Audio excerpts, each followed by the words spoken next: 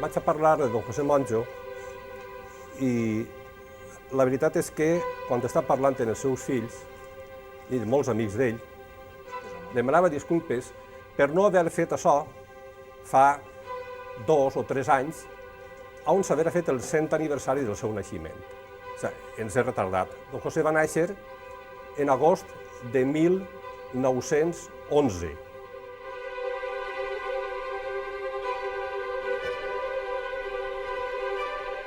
Si calculeu ara, tindria 102 anys. Això se tenia que haver fet un temps abans. Per tant, es vaig demanar disculpes i vull fer-ho públic, això és això. Així, he tingut el tema de don José, com el planteja ja fa temps, va ser un poc un comentari en Vicent Ortuño, que fa un ratet estava per ahir, i la idea va anar cristal·litzant. Però a mesura que ha anat avançant en el treball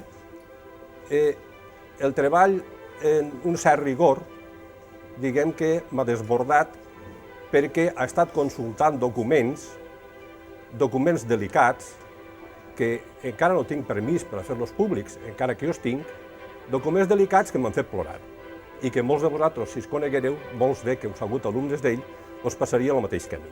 Són documents tristos d'una mala època que esperem estiga superada per a sempre.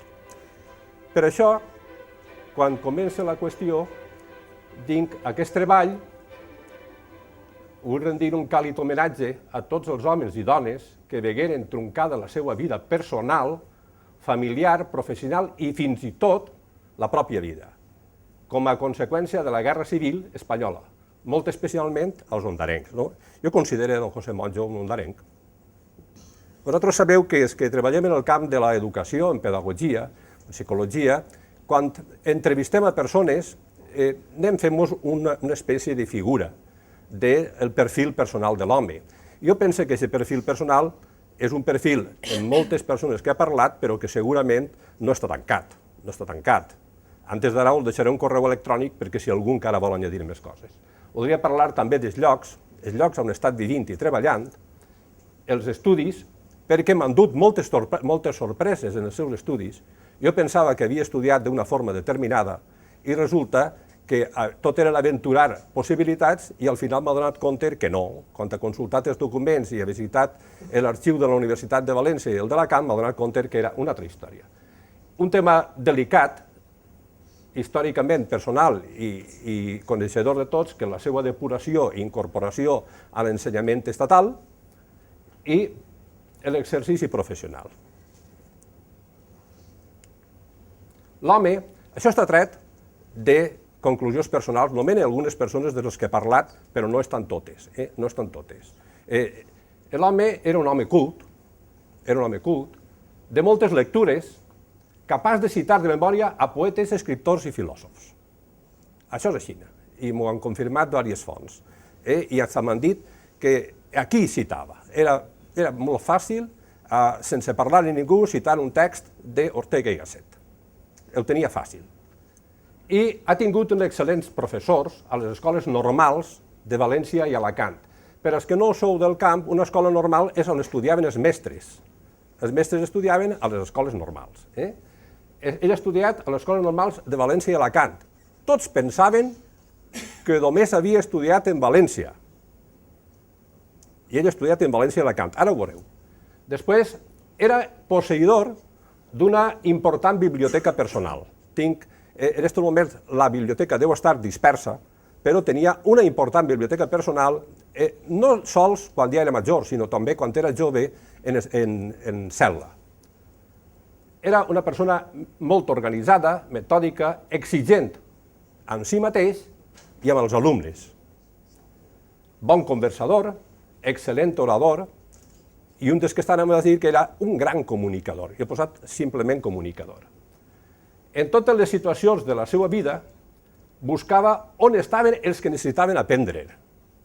Ell va treballar molt de temps en el camp privat donant classes particulars, quan va estar empresonat, va buscar com donar classes a les persones que hi havia allí, quan va estar en diferents entitats, a mesura que vaig desenvolupant-se, aniré dient-vos què és el que feia per a donar classes, inclús quan era estudiant. Aficionat i entenedor de la pilota valenciana, un dels que m'ho va dir està per ahir, ha fet una sonrisa, i molt dedicat i amant de la seva família. Molt dedicat i amant a la seva família. També és una confessió d'un bon amic d'ell que també està així. Don José és de 8 anys. M'han dit, per exemple, els que el coneixíeu bé, sabeu que era fumador de puros. Una hipòtesi és que era un caliqueño i com ell estava el que avui es diuen els poblats marítims de València, en aquella època també es feien caliqueños allí d'estrangis, per tant pensen que sí, allí és on va agarrar l'afició i ell té el pur. Això veu que és una foto cedida per Rosamond. L'home continua vinculat per coneixements i vocació als intel·lectuals de la Institució Libre d'Ensenyança. No estic parlant de qualsevol tipus d'intel·lectuals. Els millors intel·lectuals del nostre estat, de finals del segle XIX i fins a mitjan del segle XX, perteneixien a aquesta institució i encara pertanyen. Si digueu algun autor important, jo vos diré si sí o si no, però vos puc dir simplement 2 premis Nobel, que convenen, per exemple, Ramon y Cajal d'un camp determinat o Juan Ramón Jiménez d'un altre camp diferent. Però em podria citar tots els grans intel·lectuals perteneixien a aquesta corrent i especialment ahir en el camp de l'educació es coneix molt Ginés de los Ríos, Cosillo, Barnés.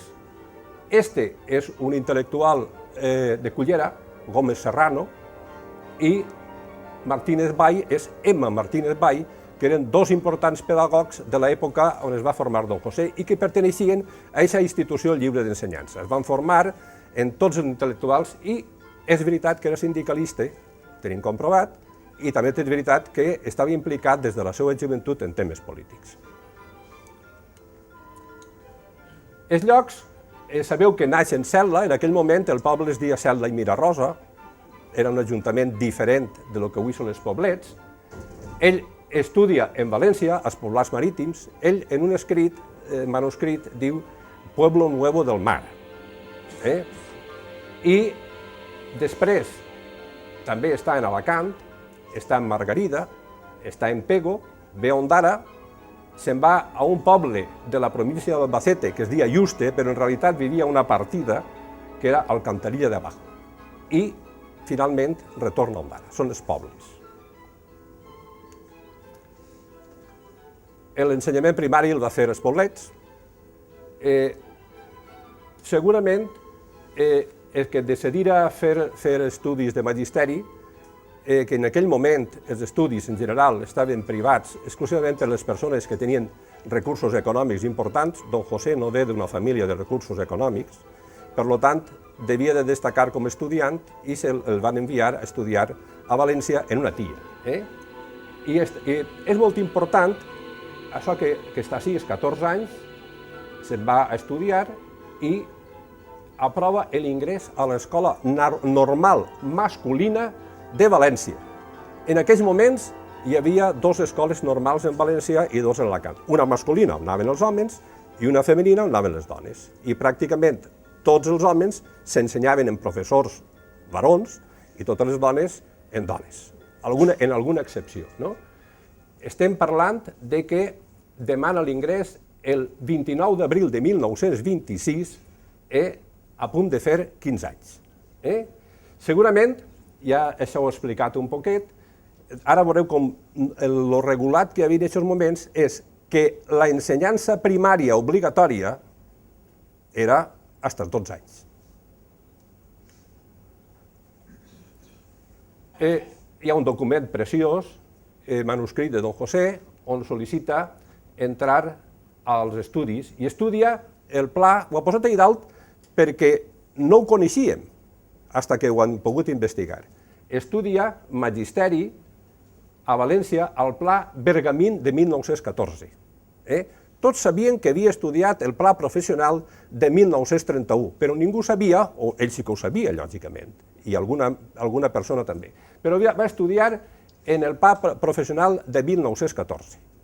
Això ve perquè jo no sabia on havia estudiat batxillerat.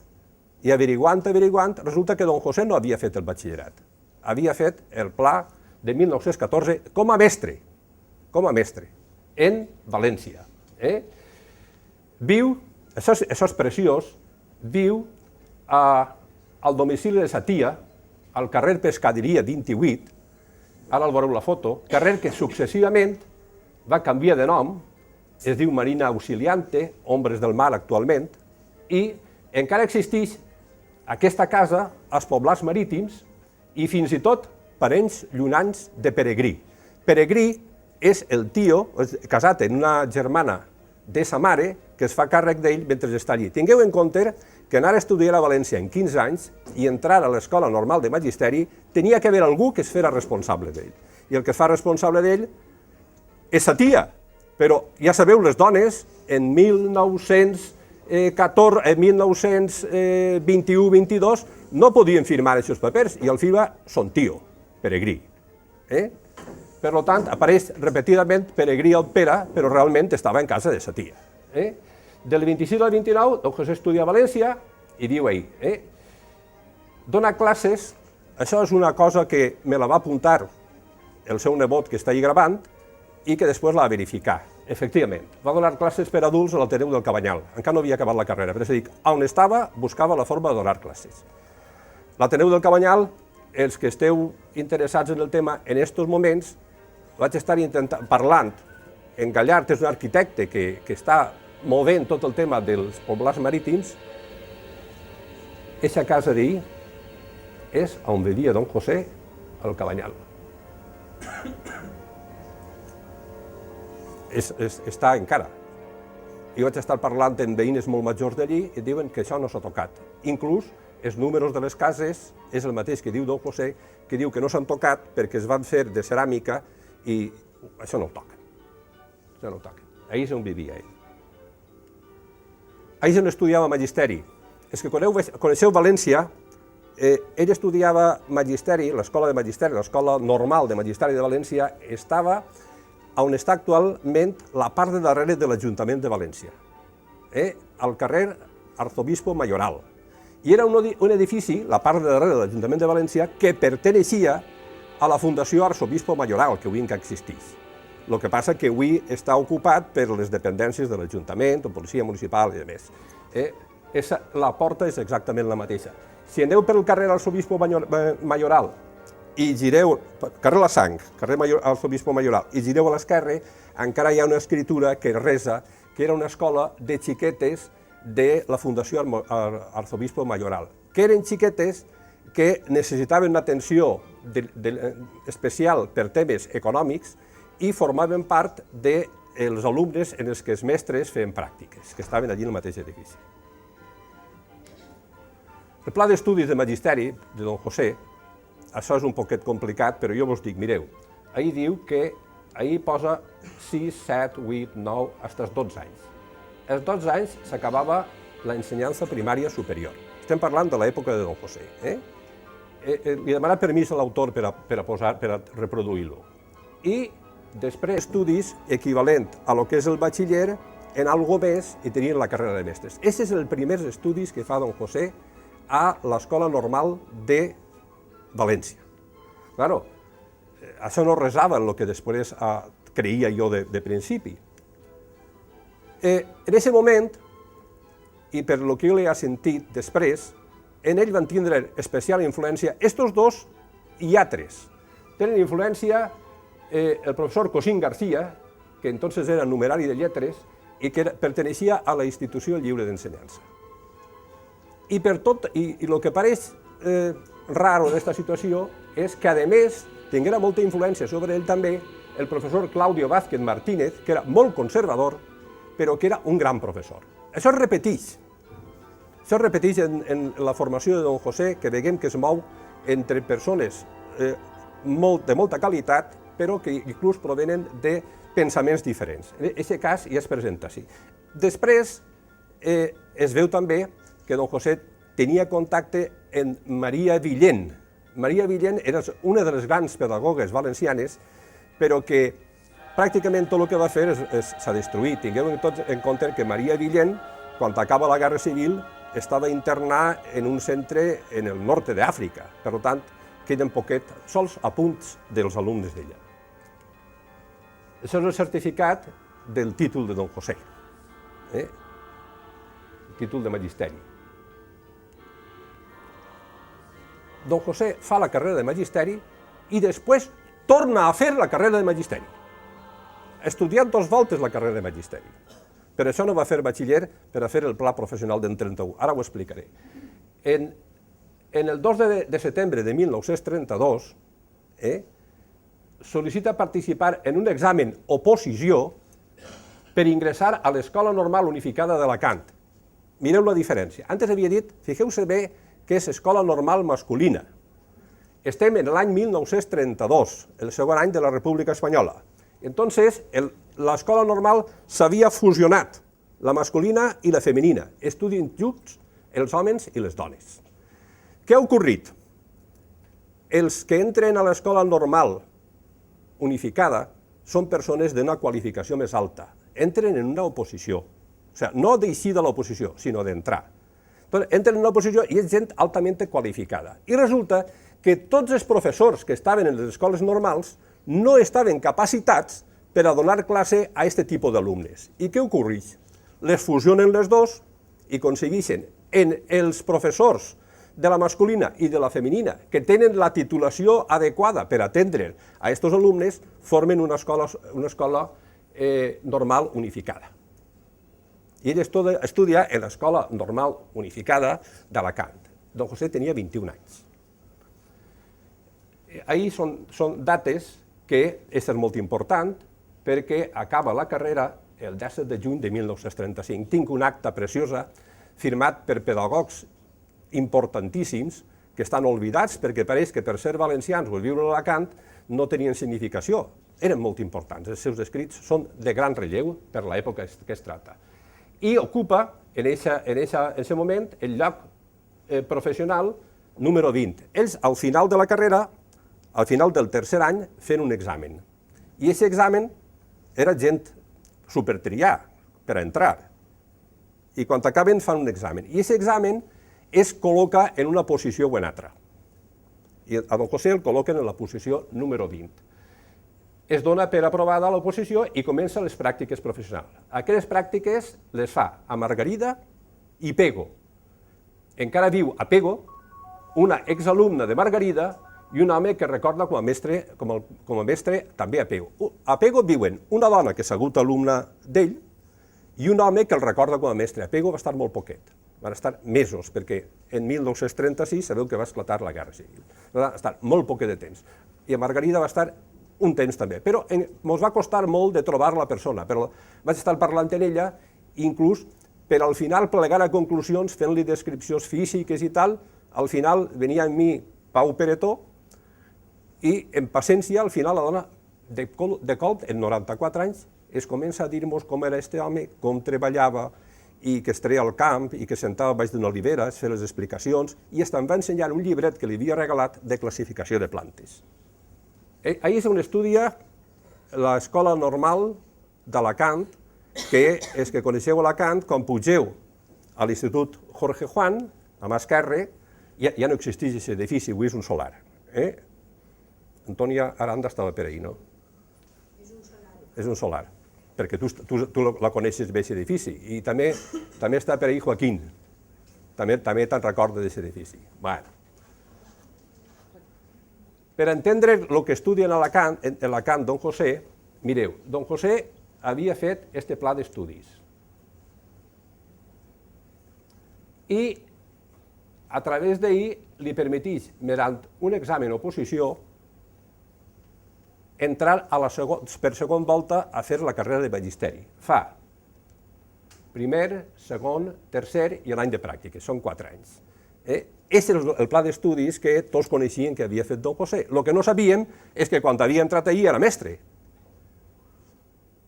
I això és el que passava en alguns. Per què ho feien? I per què ho va fer a Alacant? Són hipòtesis. En València, en aquests moments, l'escola de magisteri era un desastre.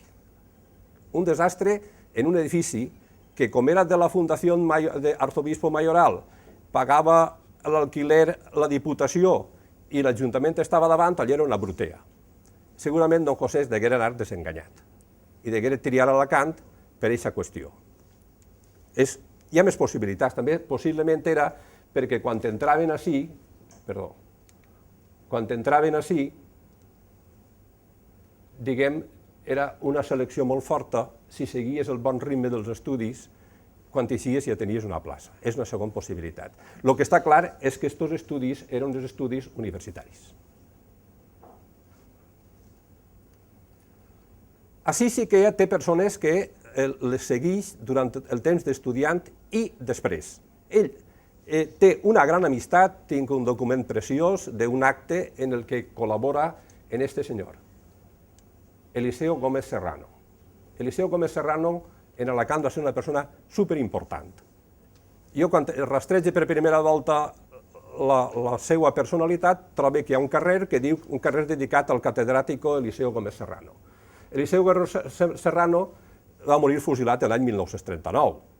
Entonces, diguem que era un home relativament jove i es coneixen les seues cròniques, però no es coneixen altres publicacions que segurament van desaparèixer. Era molt amic d'ell i don José participa en grups. Segurament, don José va estar en un acte en l'Ateneu d'Alacant en el qual va Miguel de Unamuno i va portat per Eliseo Gómez Serrano. I és que coneixeu el nom d'un gran bibliòfil valencià que és Primitiu, Nicolau Primitiu Gómez Serrano, és el germà. Té també una gran amistat que alguns des que heu estudiat en don José sabeu que la cultivà durant molt de temps, que és en Manuel Sala Pérez. Manuel, este era director de l'Escola Normal en l'època de la República i este és després.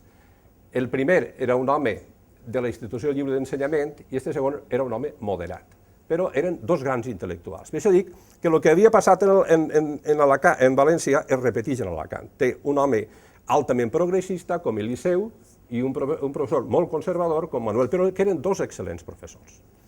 I en el que té una especial vinculació, don José, aquesta pista la vaig treure d'un dels que estan així, que va anar a un enterro d'una senyora, però que no sabia qui era, en València, era Emma Martínez Vall. Emma Martínez Vall és una gran professora, també de la ILE, és la dona d'Eliseu Gómez. I don José conserva amistat d'esta dona fins que mor. Els professors de la Normal, on estudiava don José, consten publicacions d'estos professors molt abundants. Òbviament, si les agarrem avui, veiem que estan desfasades, i les he vistes estan desfasades, i respecte a l'afiliació política hi ha tot un continuat. El que dic això és per a que vegueu que els professors que tenia don José ni eren d'esquerres ni eren de dretes, hi havia de tot. N'hi ha que reprenen les classes després de la Guerra Civil, continuaren el seu treball fins i tot dirigint l'Escola Normal. Altres, que foren depurats en diferents graus, els casos més extrems són l'afusellament de l'Eliseo Gómez i l'exili i l'ostracisme de Maria Villena. Els normalistes, què temes circulaven per les escoles de magisteri quan estudiava don José? Este llibre, de dos alacantins, Las escuelas normales de Alicante, conservadurismo y renovación entre 1844 y 1931, d'alguna forma sí que diu quin posicionament ideològic tenien. Doncs hi hauria conservadors i hi hauria progressistes en les escoles de magisteri. No eren escoles d'un sol palo. Pedagògicament, els més actius, els de les institucionistes, eren partidaris d'això, de l'escola normal unificada, és a dir, que s'educaren junts els mestres i les mestres. I ho van seguir a Xina. També era una escola normal sense llibres de text. Era personal altament capacitat. Llibres de text per ells eren difícils d'aconseguir i van funcionar pràcticament sempre a base d'apunts. De totes maneres, jo he rastrejat la biblioteca, el que hi havia en la biblioteca de l'Escola de Magisteri d'Alacant en aquell moment, i els grans autors del camp de la pedagogia, que encara ho són ara, eren llibres que estaven en la biblioteca de l'Escola de Magisteri d'Alacant. Diria noms, i els que són mestres, si es diu que estava Maria Montessori, John Dewey, estava Claparet, estava Freinet, estava tots els grans pedagògics del moment tenien llibres en la biblioteca, el qual eren llibres d'ús per part dels alumnes. També els institucionistes és molt important perquè pensaven que era important l'augment del nivell cultural i professional dels mestres. Si aconseguíem un bon nivell de mestres, pensaven que estaven en millors possibilitats per aconseguir un bon nivell d'alumnes també. Per tant, una escola activa. Tots sabem que l'escola, fins a cert moment, és una escola que els xiquets tenen que estar sentats, escrivint, llegint i callets. I així es trenca. Es trenca, diguem, en l'àmbit educatiu espanyol, a partir precisament d'aquest camp. I són practicants de l'optimisme pedagògic. L'optimisme pedagògic només hi ha molt que parlar sobre ell, però bàsicament es redueix en una paraula. Som optimistes pedagògics aquells que creuen que l'escola aprofita per alguna cosa. I són pessimistes els que diuen que no aprofita per res. Hi ha gent de les dues classes, Jo he llegit textos de personatges importants d'aquesta època que estan dient que, per exemple, que un error dels governs del moment era pretendre que tota la població sabera llegir i escriure, en el bé que estaven sense saber. Els normalistes, a més, cita les persones més importants, però que ho passaré ràpidament, me n'he deixat una, que també estava en l'Escola Normal de Magisteri de València, que és Rosa Sensat. Però sí que m'ha recordat a última hora de posar a Maria Moliner, perquè Maria Moliner també era professora de l'Escola Normal de Magisteri de València.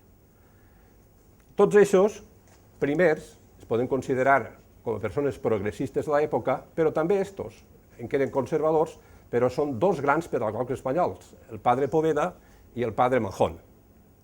I després, d'autors estrangers, ja us he dit, tots aquests els llibres estaven en l'Escola de Magisteri d'Alacant.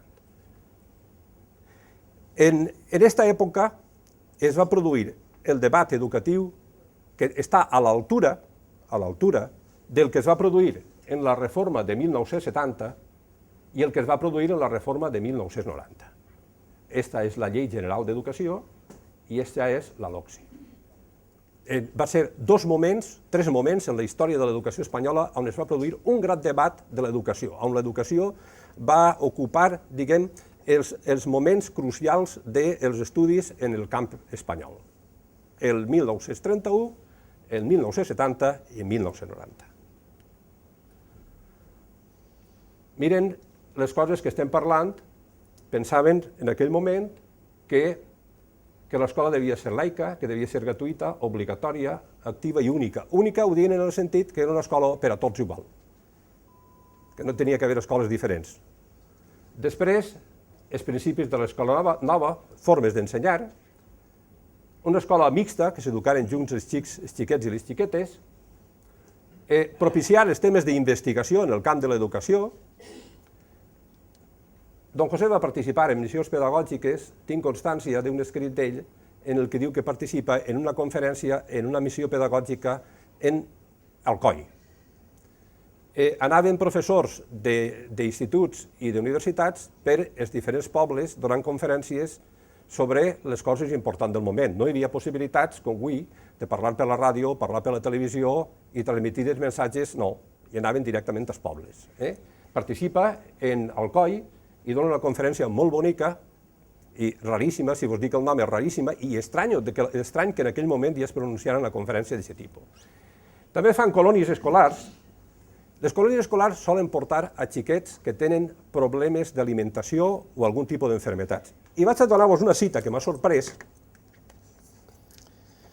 que diu, està parlant d'una professora de Don José en Alacant, una tal Puigcerver, y diu que es firme defensora de esta corriente, del ejercicio físico. O sea, que facen gimnasia, els xiquets, facen gimnasia.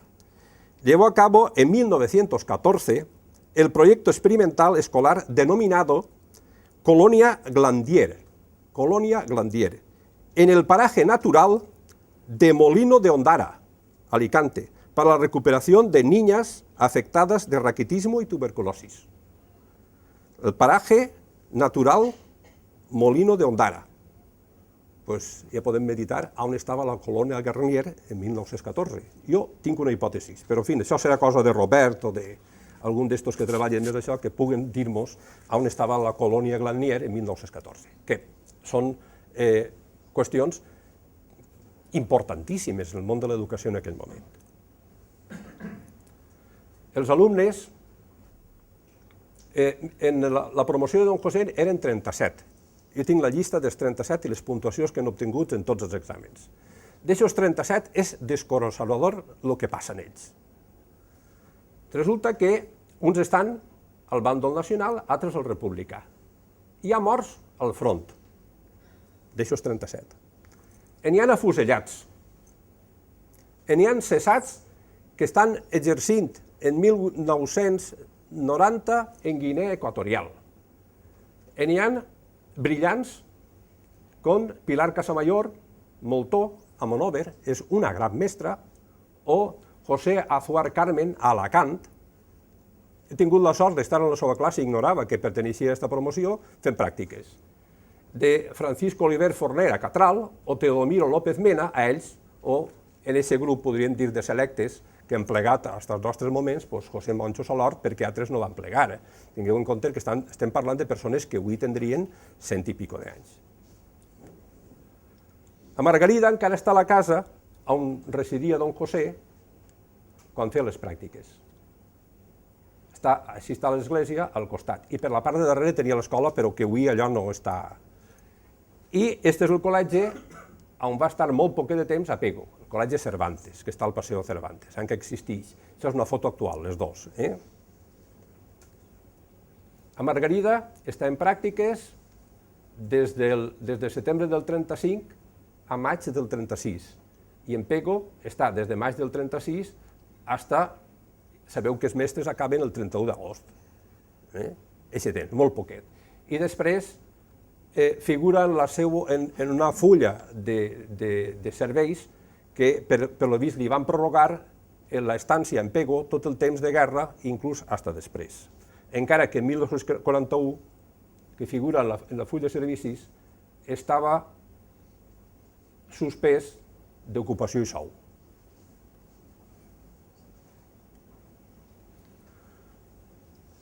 Ahí són un continuat que Don José va estar entre 1936 i 1939 com milicià d'educació. Era els que anaven en les missions pedagògiques pels pobles donant classes o explicant, no va estar en el front. Les persones que visqueren la guerra han dit que el pitjor va ser després, és a dir, la postguerra. Diu que va ser pitjor que la mateixa guerra. Per al cas de Don José, va tindre el cas de la depuració. A aquesta depuració estaven sotmesos tots els funcionaris de la República. Igual foren mestres o funcionaris d'Ajuntament, tots estaven sotmesos a la depuració. Tenien que demanar ser depurats voluntàriament. El que passa és que per a uns era més voluntari que per a altres. I tots, efectivament, van estar depurats, però no en la mateixa intensitat i tampoc en la mateixa duració. I molts dels que eren depurats i sancionats, posteriorment eren empresonats. I podria donar-se el cas que l'empresonament es transformara en una cosa com un afusellament. I que haguera, tinc alguns casos documentats, 3 en concret, en Alacant, que són depurats, empresonats, fusilats i després castigats en un pleit que es fa posteriorment. Com cadascú anava a la seva, no hi havia possibilitat de dir no, això no el juzgueu que està mort. Això es dona. A Don José li afecten les dues qüestions, pèrdua d'ocupació i sou, i per sentència del 24 de novembre de 1941 va ser condemnat a presó i separat del cos de magisteri. A partir d'aquest moment, Don José deixa d'exercir.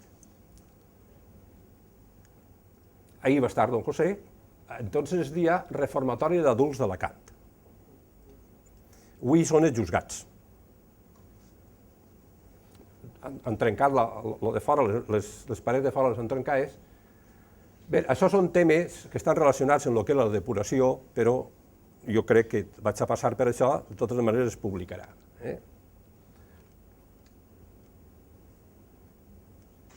De lo que estic parlant ahir realment és que els estudiosos diuen que hi ha 9 raons per les que es depura la gent i després 9 formes de condenar-los, però en realitat són 33 raons i 29 raons, o sigui que això es bifurca molt més.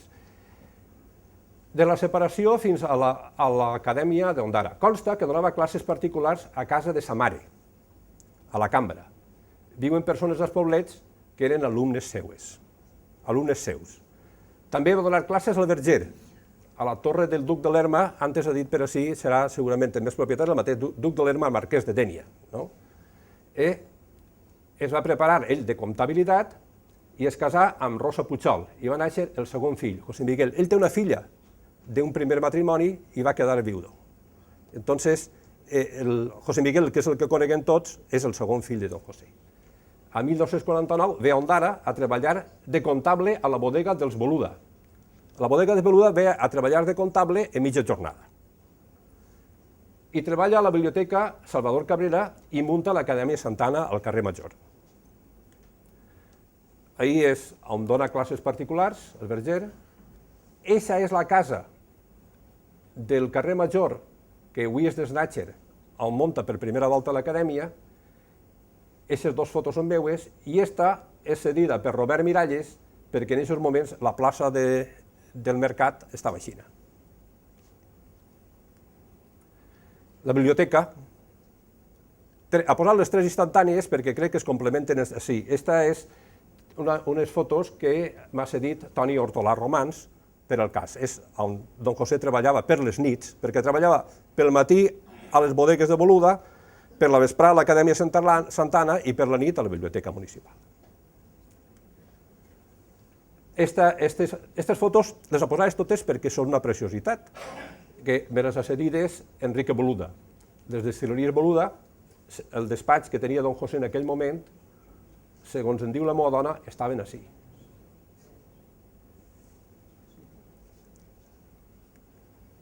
És la fàbrica per dins.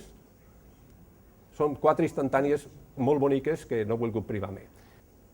Si algú té o el coneix on estan un periòdic escolar que es va fer a l'Acadèmia de Santana, que estava il·lustrat per Pepe Furió, si me'l passa tindré molt de gust de reproduir-lo perquè era una meravella. No n'hem trobat cap. Tots sabeu qui és Pepe Furió. Vull dir que, a més, és important, no s'han trobat tampoc, ningú des que estem així, no sé si algú ens té, jo només tinc una fulla d'apunts d'ell, la recupera encara, però no està il·legible, com escrivia entonces. Les dades de l'Acadèmia procedeixen de José Miguel, de Rosa, de Joaquín Mestre, Juan Femenía, Gabriel Marí i de mi mateix. S'obre en 1949 i tanca el 1964, que coincideix amb el principi de l'Institut Xapàs de Dénia. I és que també, en 1965, don José es reincorpora al Magisteri Nacional, o sigui, que acaba una cosa i comença l'altra.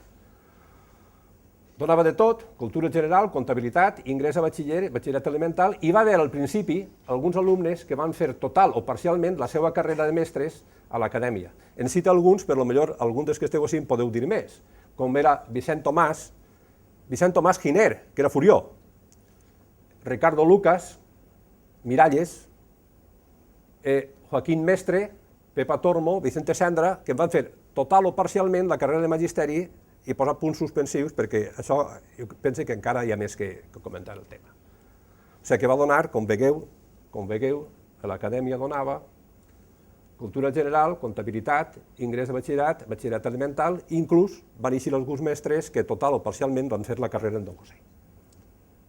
El professorat que tenia m'han dut sorpreses, jo n'hi ha alguns que no es coneixia. Don José Monjo, lògicament, Pepita Bolufer, que és la dona d'Alberto el Pinzeller, Pepita Bolufer, damunt els que m'han parlat d'ell, m'ha dit que era una mestra excel·lent. Després va muntar un col·legi en València i encara viuen els fills. Alberto, en realitat tots li diuen Bartolomé, però li diuen Alberto i era d'allà dalt, de la Llosa. Don José de Francesc, que treballava ahir de comptable també per a Giner, Teodoro Terrés, que era un mestre que va exercir molts anys en Ondara, professor de llatí i tal vegada geografia, i va ser molt curiós per a mi, també averiguant, resulta que don Teodoro Terrés, que li diem nosaltres, havia sigut professor de don José Monjo en l'escola de magisteri d'Alacant. Què feia un professor de l'escola de magisteri d'Alacant donant classes a l'escola d'Ondara? Algú va dir que era un home d'esquerres. Veu que el van depurar traslladant-lo de l'escola de magisteri d'Alacant a donar classes a Ondara. Després, sí, aquestes coses es donaven. Don Vicente i don Federico, de religió, Miguel Domènech i Gonzalo Hortolà, que donaven educació física. En Gonzalo no ha parlat, però sí que ha parlat en Miguel i m'ha descrit tot com es feia en aquell moment. Pels matins es donaven les classes que no donava don José i per les vesprades les classes les donava don José. Era una estructura molt complicada. Ho explico després, però potser cal que anaven junts alumnes de diferents cursos, de primer, de segon, de tercer, agrupats per taules o triadors. Triadors del mateix curs.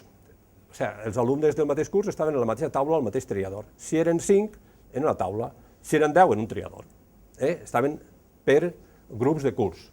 I hi havia diferents torns al llarg de la vesprada. O sigui que estaven els de primer i els de segon de 4 a 5, o de 4 a 6, de 6 a 8 tenia els altres, així anava treballant en alumnes de diferents torns de cursos. Ahir jo he subratllat el que m'han dit, no només quant a l'acadèmia, sinó després, com a metodologia de treball de don José. Utilitzava un treball combinat, mentre atenia un grup amb explicacions, la resta d'alumnes treballaven de forma personal, semblant al que es feia en les escoles unitàries. Les escoles unitàries són les escoles que tenen un mestre soles i tenen xiquets de diferents cursos. Doncs van treballant en uns, això és el que feia així semblant. Exercicis de llibres de text, pissarra, fitxes individualitzades, preparades per don José, a màquina, inclús a mà. Tenen una lletra fantàstica, però la lletra que recordo jo d'ell quan era mestre, i ha vist la que tenia quan era estudiant, i quan era estudiant tenia més bona lletra que quan era mestre, el que escrivia un poquet més a pressa. Tots anem... De vegades, això va ser una observació preciosa que me n'han repetit a diversos, que és, de vegades, en paper revers de la bodega de Boluda. O sigui, dels albarans, per la part de davant, quan els albarans es retiraven, per la part de darrere l'home feia fitxes per a treballar als alumnes. El secret era l'activitat constant dels alumnes i la disciplina. Són dues coses que sempre ha sigut una constant en l'ensenyament de don José. L'activitat constant i la disciplina. Estaven permanentment actius, escoltant, llegint, fent o corregint exercicis i contestant a preguntes. Un percentatge important del temps era d'estudi personal o exercicis a casa, lògicament. Anaven 2 hores a classe o 3 i el reste estudiant a casa. S'havia de contestar bé i resoldre els exercicis. O sigui, don José no entenia que uno no resolguera els exercicis, i tampoc entenia que es feia mal. Enteneu el que vull dir? O es feia bé, es feia i a més tenia que fer bé. Hi havia una activitat permanent, ja ho he dit, a les classes amb la preparació de les mateixes i a casa. Don José venia tremendament preparat. Aquestes fitxes no es preparen. Jo soc mestre de base i és que sou mestres així, sabeu que una lliçó que es dona en una hora en una classe, en casa necessites 1 hora o més, i així encara més perquè els mitjans que tenien eren menors. Necessitava molta preparació quan es donen les classes, i ell les preparava perquè el material que els subministrava era un material que l'havia preparat. El que sí que és important és que don José anaven dirigides a lo que era fonamental dels temaris. No podia donar els temaris i donava els temaris abreviats. Els alumnes fent exercicis de matemàtiques, llengua, física i química, contestant a don José les preguntes. La memòria era un element fonamental. Tots els exercicis eren corregits personalment i a tots preguntava. O sigui, ell no s'escapava a ningú sense haver-li corregit els exercicis que tenia que fer. Ningú, fora del curs que fora. Els alumnes de batxillerat i magisteri anaven a examinar-se com a alumnes lliures, ara tots són oficials, lliures, a l'Institut Pare de Guadalupe Victòria d'Alcoi, o a l'Escola Normal d'Alacant. L'Escola Normal d'Alacant, en aquesta època, s'havia tornat a separar, els xics anaven a la normal masculina i les xiques anaven a la normal femenina. Jo vaig estudiar el magisteri a Alacant en l'Escola Normal masculina, en un pavelló, i l'altre pavelló estava en l'Escola Normal femenina. Vam intentar 2 o 3 voltes trencar el tabic, però no teníem força. Els de batxillerat feien tots els exàmens en un dia, uns orals i altres escrits, fins i tot els exercicis d'educació física. Un viatge de bona matinada, a Alcoi, examen i retorn a Ondara. Els de magisteri ho fan en diferents dies. Aquesta foto, inicialment, me la va passar Sergi Mallol, però després me la va donar Gavilà, el pare del fotògraf, ara no m'hi sé el nom, Gaspar Gavilà. La tinc per dos fonts diferents. Ahí estan tots. Vicent Ortuño diu que els tenia tots apuntats. Jo només conec així. Eixa apareix la dona d'Emilio Sentí. Veritat? Eixe és Pedro el de la farmàcia. Pedro el de la farmàcia. Jo crec que eixe és Agustín Garrido.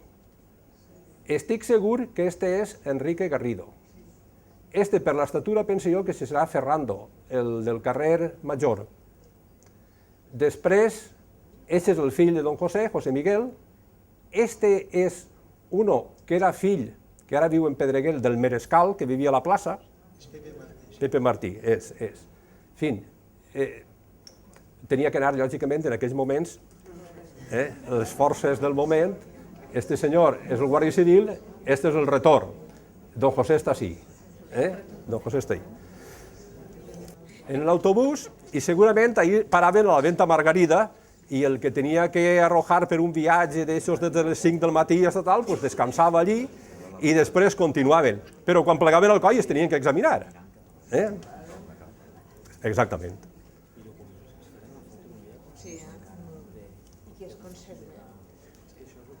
No es conserva la Venta Margarida tal qual. No, la foto. Diu que el curiós és que es feren la foto. No, la foto la tenen a muntó, Sí, sí. Ha anat funcionant. Sí.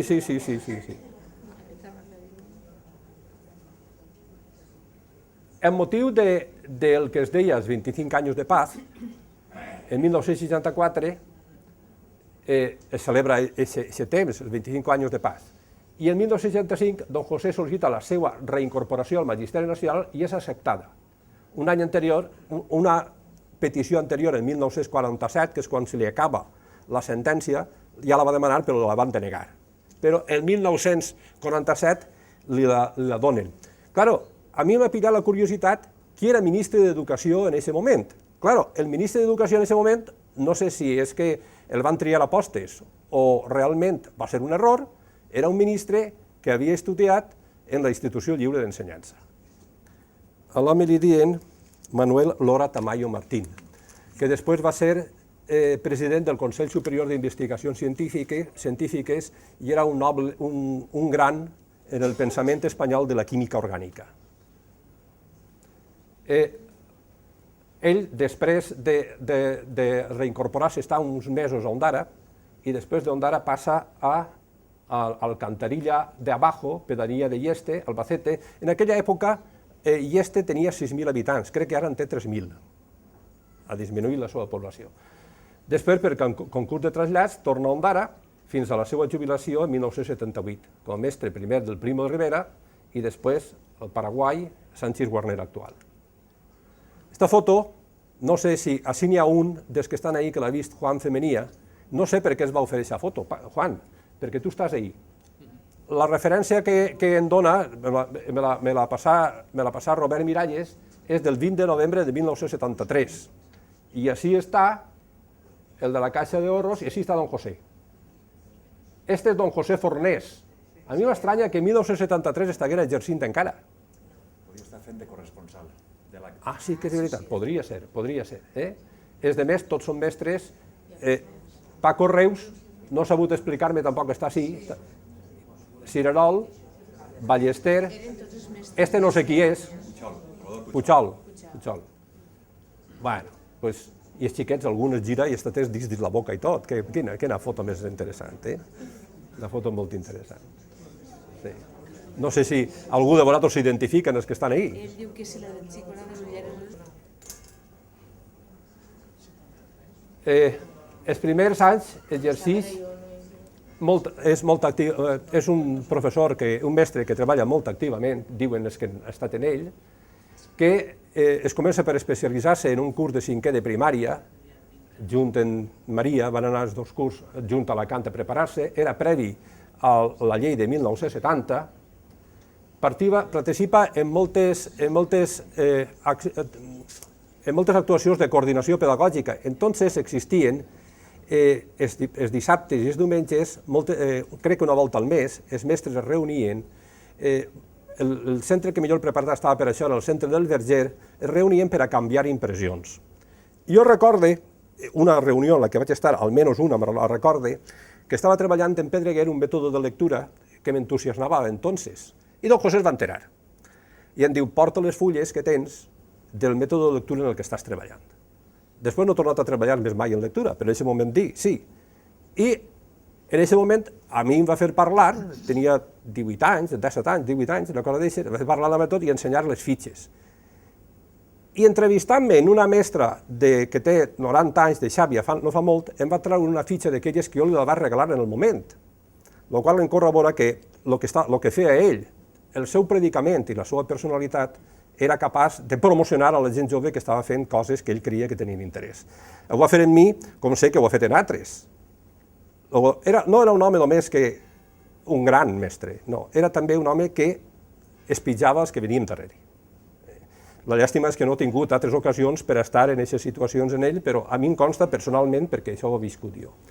Participa molt activament en reunions de coordinació pedagògica que es feien i consta que amb la incorporació de l'EGB forma un grup compacte amb els mestres Paco Reus i Juan Femeria.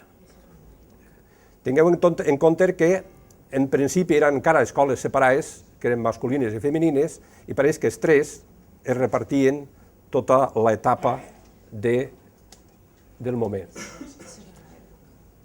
Totes això són coses que he anat traient del que m'han dit els alumnes que han tingut en aquesta època, que era un bon company, això m'ho han dit els mestres, animava la coordinació de treball, era un mestre total, el que m'ho va dir està així, en coneixements, entrega, i a més que quan les classes que donava era d'aixòs que es creuen el que diuen, vol dir que no són mestres que treballen de falsetat, es crea el que deia.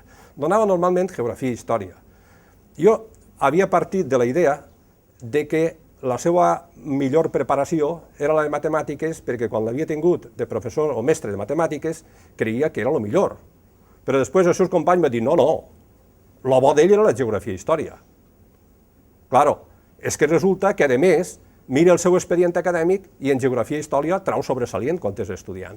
Però és que, a més, resulta que té una especial simpatia per als professors de l'escola normal, que són professors de geografia i història. Eliseo Gómez Serrano era de geografia i història i Sala també era professor de geografia i història.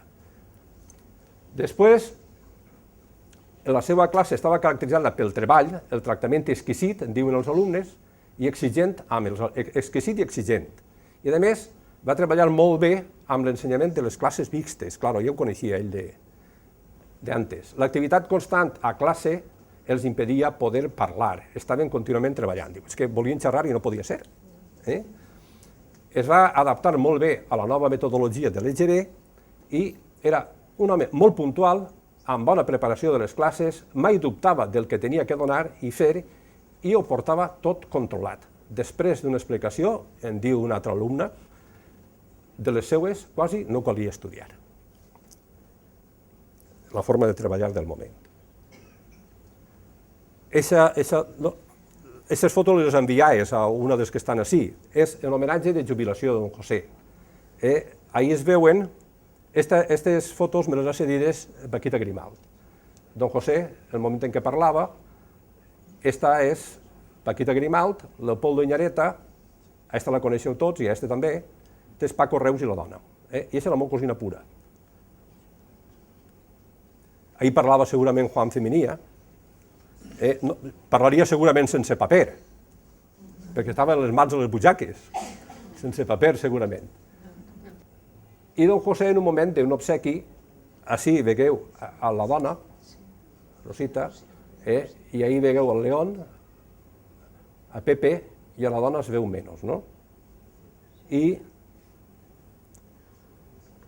és una foto que m'ha cedit Emili Olivares.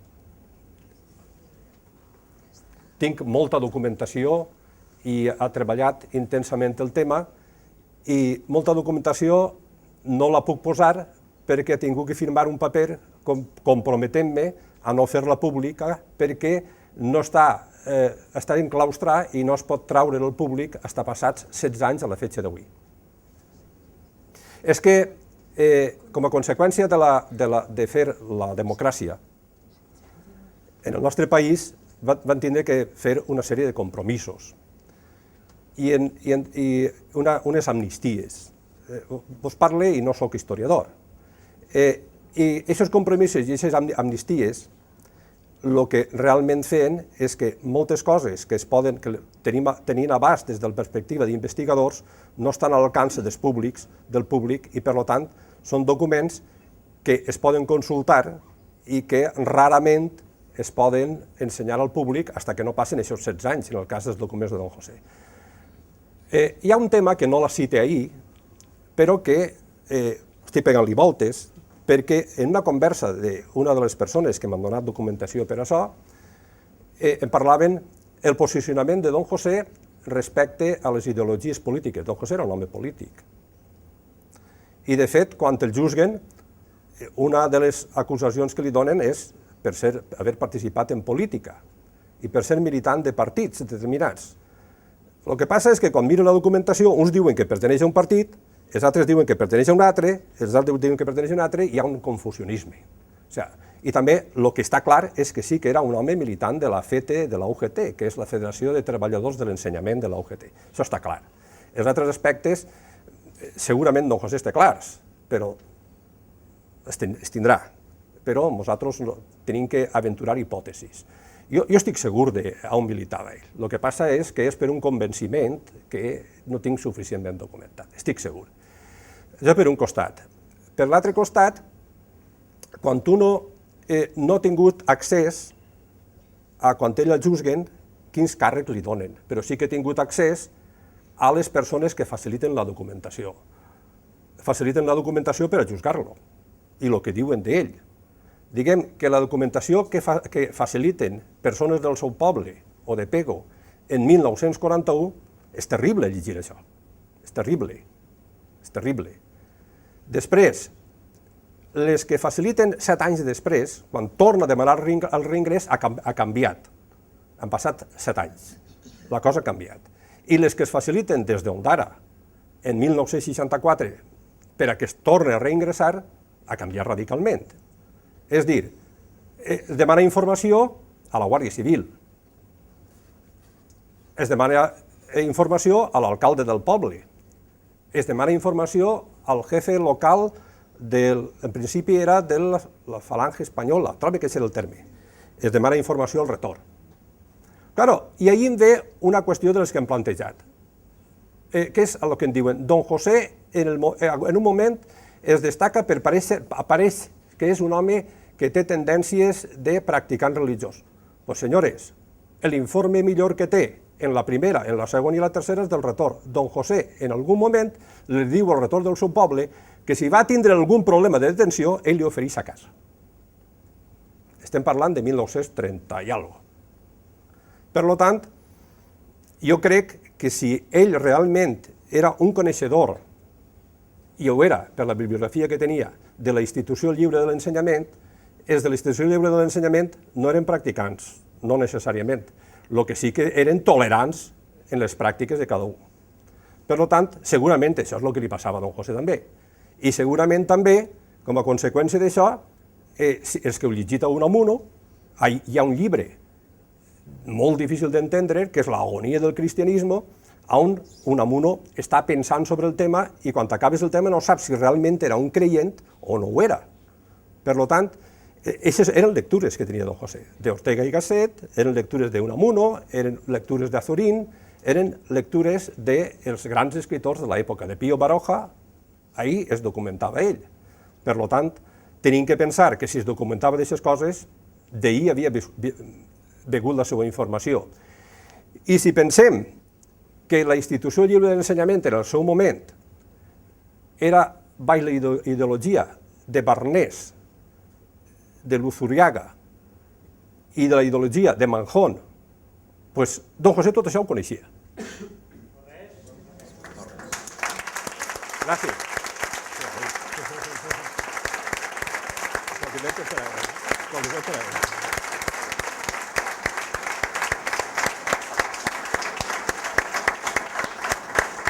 Senyor alcalde, pensen en ell quan tingui que fer alguna cosa?